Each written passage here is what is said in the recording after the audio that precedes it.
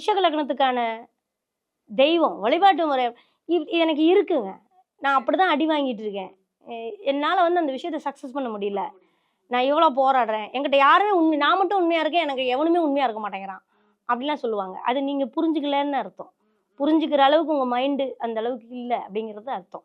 அப்போ விருஷக லக்னத்துக்காரங்க எந்த இடத்துல போட்டால் தன்னை மாற்றி கொள்ளக்கூடிய பவர் கிடைக்கும் அப்படின்னு பார்த்தீங்கன்னா, திருச்செந்தூர் கொடுத்துடணும். ஒன்றும் போய் மொட்டை அடிக்கணும், இல்லைன்னா சரணாகதி தான். அங்கே போய் கடலில் குளிச்சுட்டு ஆழ்கிணத்துல குளிச்சுட்டு மொட்டை போட்டுட்டு சன்னியாசிகள் அங்கே இருக்கக்கூடிய, ஏன்னா அங்கே 9ஆம் இடத்துல போய் தான் நீசமாகுது.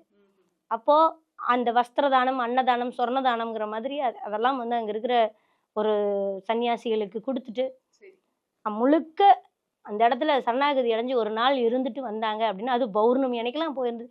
இப்போ இன்னைக்கு ஜோசியை சொல்லி தான் திருச்செந்தூரில் பௌர்ணமின்னு அங்கே சூரசம்காரத்தை விட கூட்டம் ஜாஸ்தி இருக்கு.